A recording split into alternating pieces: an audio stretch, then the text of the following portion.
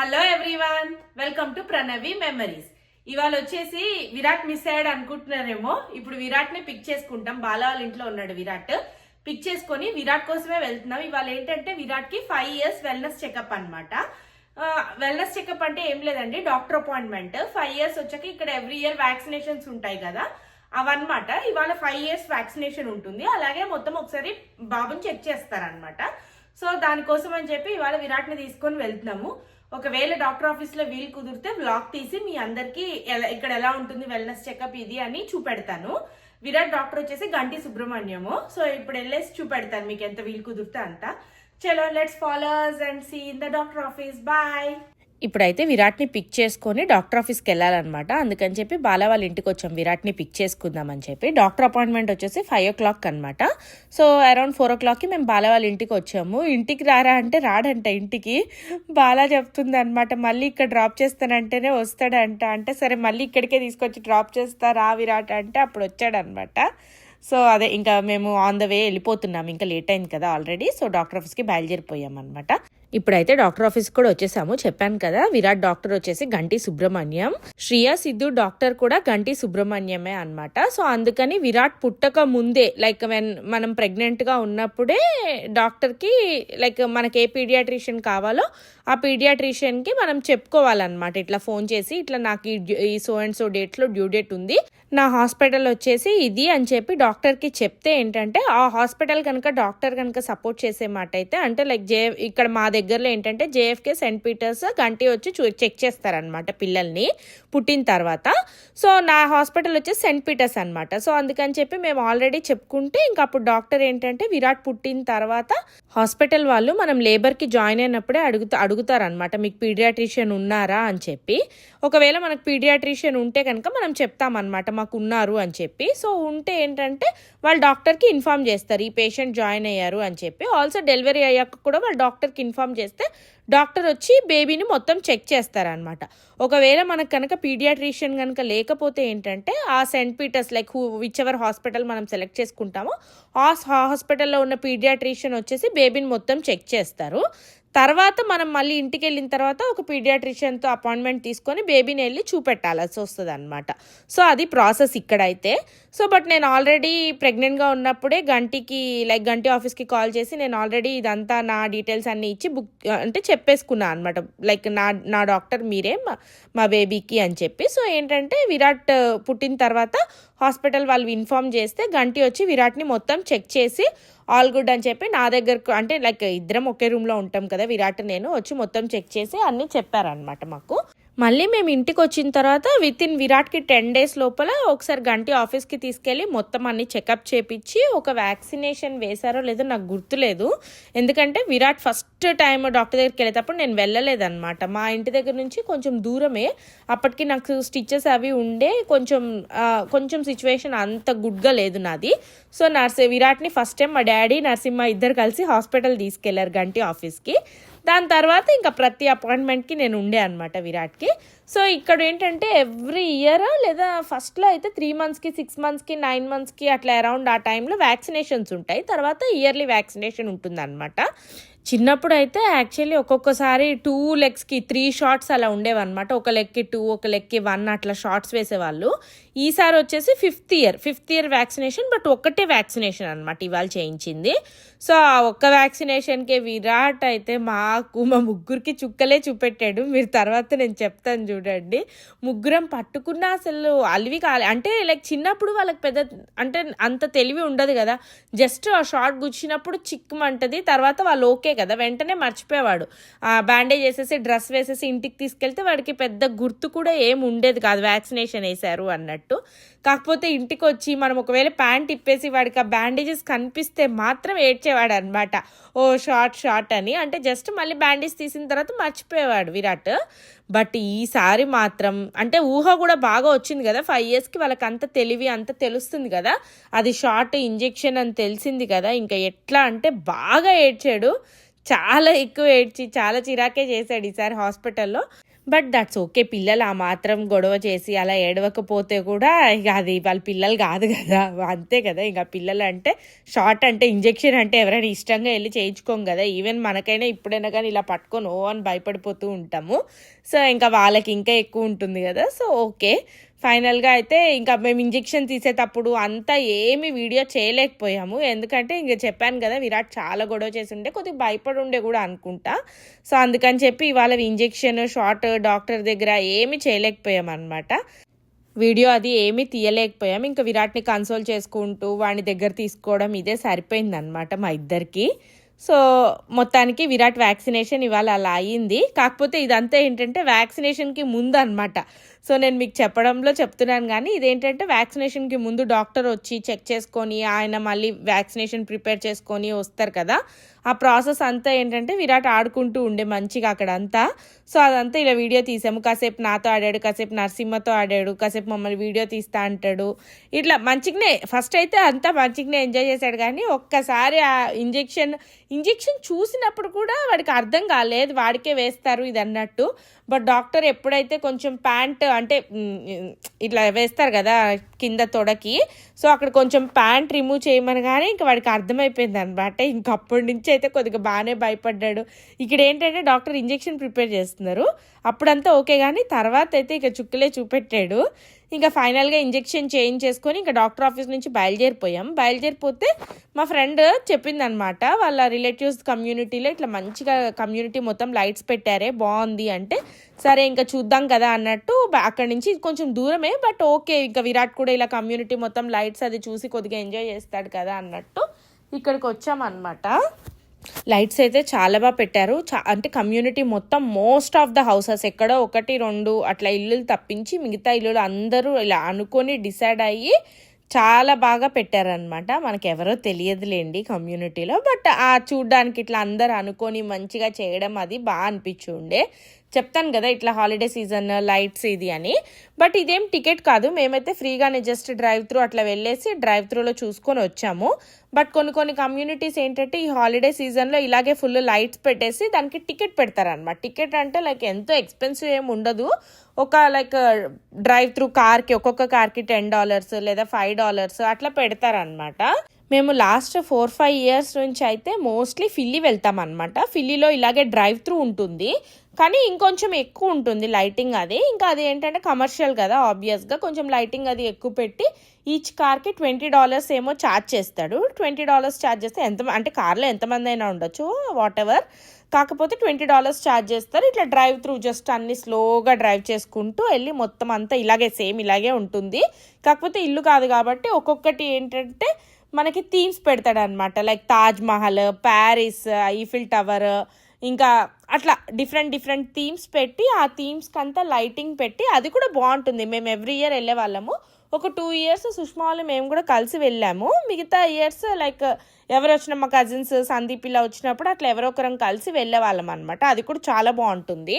ఈ ఇయర్ ఏంటంటే రేపు మేము ట్రావెల్ చేస్తున్నాం అనమాట, రేపు మాకు ఫ్లైట్ ఉంది. సో ఇంకా ఈ లోపల అంటే ఫిల్లి వెళ్ళి చూడడం ఇది వర్కౌట్ కుదరదు మోస్ట్లీ ఇంకా అని చెప్పేసి ఈ ఇయర్ ఇంకా ఈ డ్రైవ్ త్రూ చూసొద్దాంలే. ఇదైతే కొంచెం దగ్గరే, మరీ ఎక్కువ దూరం ఏం కాదు, ఇంటికి జస్ట్ ఒక 20 minutes 30 minutes డిస్టెన్స్లో ఉంది.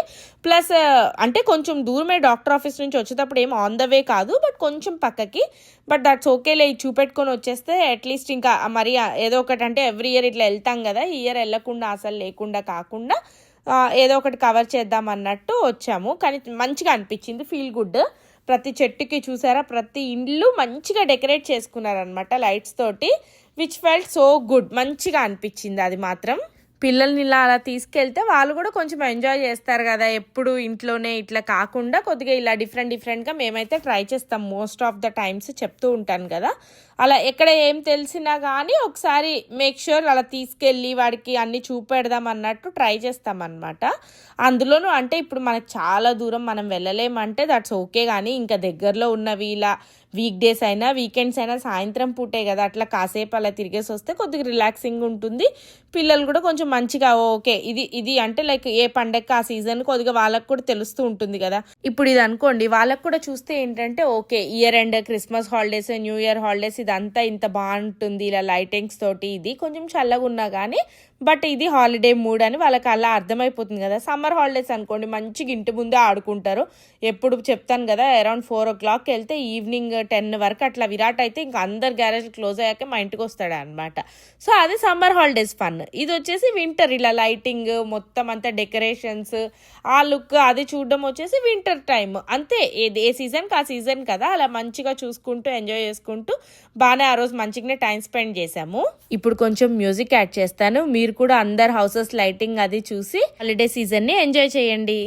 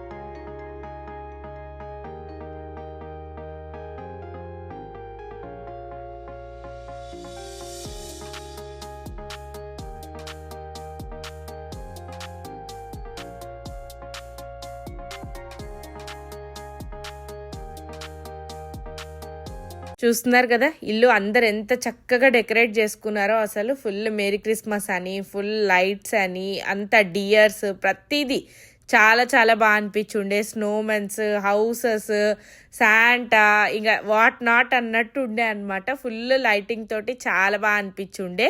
ఇంకా అది అయిపోయిన తర్వాత మేము ఏంటంటే ఇంటికి వచ్చేసామన్నమాట. ఇప్పుడు ఇంటికి వచ్చిన తర్వాత చూడండి. హలో ఎవ్రీవన్, చూసారా మీ అందరు విరాట్ ఇప్పుడు ఇక్కడ వచ్చేసారు. మేమేంటంటే doctor office I got some shorts, but I'm not showing you. Yeah, మీకు అర్థమవుతుంది కదా విరాట్ ఏం చెప్తున్నాడో. ఇవాళ విరాట్ కి షార్ట్ ఉందని చెప్పాను కదా. బా ఎంత అసలు ఫస్ట్ టైం కదా నరసింహ అంత గొడవ చేశాడు. చాలా అంటే పుట్టినప్పటి నుంచి షార్ట్స్ వేస్తూ ఉంటారు కానీ ఫస్ట్ టైం విరాట్ ఇంత గొడవ చేసి అంత ఏడవడం అన్నమాట. ఒక రేంజ్ లో ఏడ్చాడు. ముగ్గురం పట్టుకున్నాం, నేను నరసింహ డాక్టర్ ముగ్గురు పట్టుకున్నా సరిపోలేదు, అంత ఏడ్చి మొత్తానికి షార్ట్ అయిపోయింది. షార్ట్ తర్వాత జస్ట్ ఒక కమ్యూనిటీలో లైట్స్ ఉంటే అవి చూసుకొని ఇప్పుడే వచ్చాము. చలో బాయ్ బాయ్. ఫస్ట్ షాప్ నేను టెక్సాస్ నుంచి ఇంటికి వచ్చాక వచ్చింది ఏంటంటే పటేల్ బ్రదర్స్. ఇవాళ 4 o'clock వచ్చాం కదా, అరౌండ్ 4 o'clock తర్వాత ఈవినింగ్ వచ్చానమాట. ఇంకా కాసేపు రెస్ట్ తీసుకొని అట్లా అయిన తర్వాత ఏంటంటే బేసిక్ స్టఫ్ కావాలి కదా, కొద్దిగా పాలు ఇవి అన్నీ తీసేసుకున్నాను. బేసిక్ స్టఫ్ అంతా వచ్చేసింది, సో దట్ కొంచెం వండుకొని తినొచ్చాను. ఇప్పుడైతే నేను మీ అందరికీ మష్రూమ్ కర్రీ ఎలా చేయాలో చెప్తాను. నేను కూడా ఫస్ట్ టైమే చేస్తున్నాను, నేను ఇంతవరకు ఎప్పుడు మష్రూమ్ కర్రీ చేయలేదన్నమాట. ఫస్ట్ వచ్చేసి ఆయిల్లో కొంచెం చెక్క, ఇన్ని లవంగాలు, పచ్చిమిర్చి వేసాను, చూస్తున్నారు కదా. అది వేసిన తర్వాత అవి జస్ట్ కొంచెం వేగిన తర్వాత ఆనియన్ వేసాను.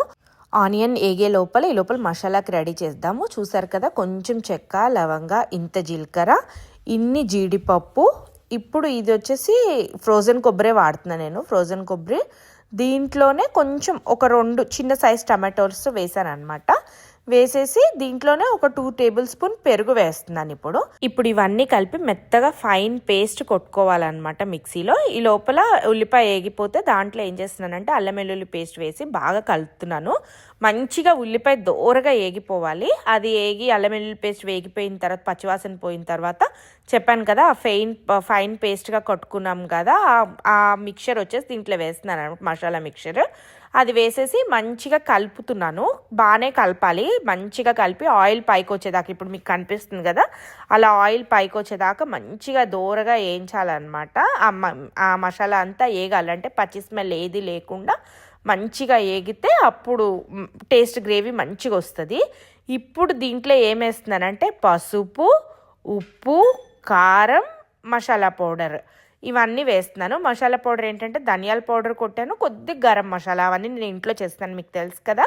అవన్నీ రుచికి సరిపడినా మీరు ఎంత తినగలరో ఎంత వేరు చేయగలరో అంతవరకు వేసుకోండి. సో అవన్నీ వేసేసి మంచిగా కలిపేస్తాను అనమాట.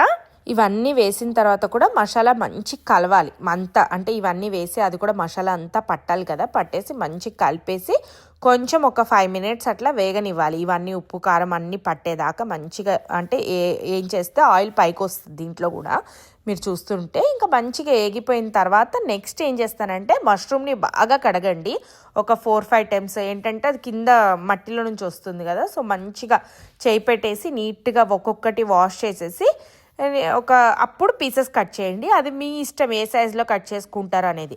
ఒక మష్రూమ్ని 4 పీసెస్గా కట్ చేయండి, లేదు అంటే ఎక్కువ పీసెస్గా కట్ చేయండి. ఇట్స్ ఆల్ డిపెండ్స్, మీరు ఎలా తినగలనంటే అలా కట్ చేసుకోండి. నేనైతే నాకు ఇది ఫస్ట్ టైం అని చెప్పాను కదా, నేను బాగానే అంటే చాలా చిన్నగానే కట్ చేసా. తర్వాత మా మమ్మీ చెప్తుండే అనమాట ఫోన్లో, లేదు నాన్న ఒక మష్రూమ్ని 4 to 6 పీసెస్ చేసినా చాలు సరిపోతుంది అని.